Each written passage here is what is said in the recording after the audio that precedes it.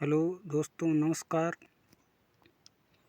आधुनिक भारत तथा भारतीय राष्ट्रीय आंदोलन से संबंधित कुछ महत्वपूर्ण प्रश्न देखते हैं। पहला प्रश्न है, गोवा को यूरोप के किस देश के निवासियों ने सबसे पहले उपनिवेश बनाया? पुर्तगाल 1510 ईस्वी में, फ्रांस 1600 ईस्वी में, हॉलैंड ने 1510 ईस्वी में या ईस्ट इंडिया कंपनी ने 1600 में। तो गोवा को सर्वप्रथम पुर्तगालियों ने 1510 ईस्वी में उपनिवेश बनाया था। भारत में निम्न यूरोपीय शक्तियों के भारत में आगमन का सही तिथि क्रम है। सबसे पहले कौन आए? अंग्रेज, डच, फ्रांसीसी। तो इसमें आगमन का सही क्रम है, सबसे पहले पुर्तगाली, फिर डच, फिर इंग्लिश, फिर फ्रांसीसी। ऑप्शन बी इसका सही है। 1757 की प्लासी की लड़ाई में रॉबर्ट क्लाइव के नेतृत्व में अंग्रेजों ने किसको हराकर अंग्रेजी राज्य की नींव भारत में मौजूद की? बंगाल के नवाब सिराजुद्दौला को हराकर, अवध के नवाब वाजिद अली शाह को हराकर, बंगाल के नवाब अली वर्दी खां को, अवध के नवाब शुजाउद्दौला को। प्लासी का युद्ध बंगाल के नवाब सिराजुद्दौला तथा रॉबर्ट क्लाइव के मध्य हुआ था। 1760 ईस्वी में किस युद्ध में अंग्रेजों ने फ्रांसीसी सेना को हराकर उनकी शक्ति को भारत में प्रायः समाप्त कर दिया?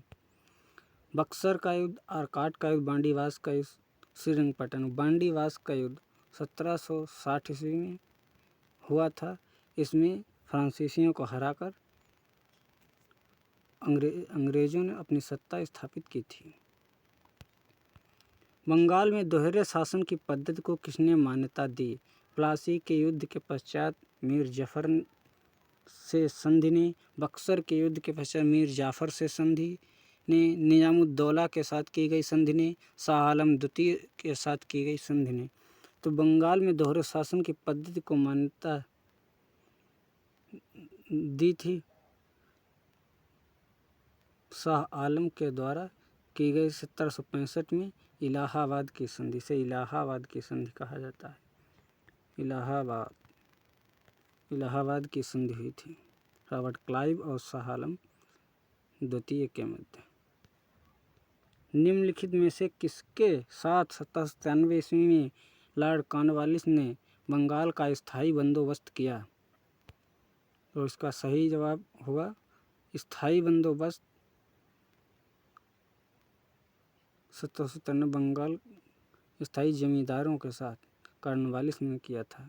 इसमें जमींदारों को भू का स्वामी माना गया तथा उन्हीं से राजस्व वसूली की जाती थी। सहायक संधि को स्वीकार करने वाला पहला भारतीय शासक था हैदराबाद का निजाम। इनमें से कौन अंग्रेजों से लड़ते हुए वीरगति को प्राप्त हुआ? शुजाउद्दौला, बहादुर शाह जफर, टीपू सुल्तान या वाजिद अली शाह? सभी को मालूम है टीपू सुल्तान। 1717 में निम्नलिखित में से किस मुगल सम्राट ने अंग्रेजों को ईस्ट इंडिया कंपनी को भारत में व्यापार विशेषाधिकार प्रदान करने का फरमान दिया था? तो ये फरमान फर्रुखसियार ने दिया था। ब्रिटिश के साथ बसीन की संधि निम्नलिखित पेशवाओं में से किसने की थी? तो बसीन की संधि बाजीराव द्वितीय ने की थी। इन्हें अंग्रेजों ने पेंशनर बना के कानपुर के बिठूर भेज दिया था और इन्हीं के उत्तराधिकारी दत्तक पुत्र नाना साहेब धोंधू पंत थे, जिन्होंने 1857 की क्रांति में नेतृत्व किया था। नवाब सिराजुद्दौला व ईस्ट इंडिया कंपनी के बीच संघर्ष का प्रमुख कारण था। अंग्रेजों ने सिराजुद्दौला के राज्यारोहण का विरोध किया। अंग्रेजों ने व्यापार छूटों का दुरुपयोग किया। अंग्रेजों ने बंगाल में फ्रांसीसियों के उपनिवेश चंद्रनगर पर हमला किया। काला कारावास की घटना नवाब सिराज ईस्ट इंडिया के बीच संघर्ष का मुख्य कारण था। अंग्रेजों ने व्यापार छूटों का दुरुपयोग किया था।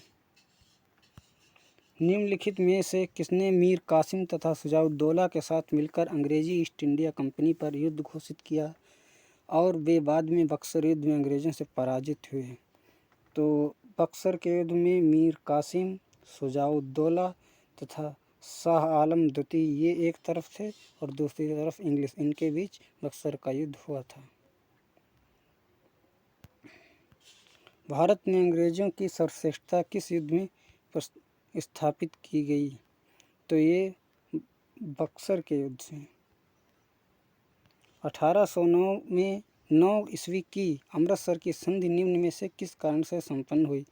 इस संधि इसलिए संपन्न हुई है रणजीत सिंह की महत्वाकांक्षा को देखते हुए सतलज नदी के आगे बढ़ने से रोकने के लिए अमृतसर की संधि हुई थी।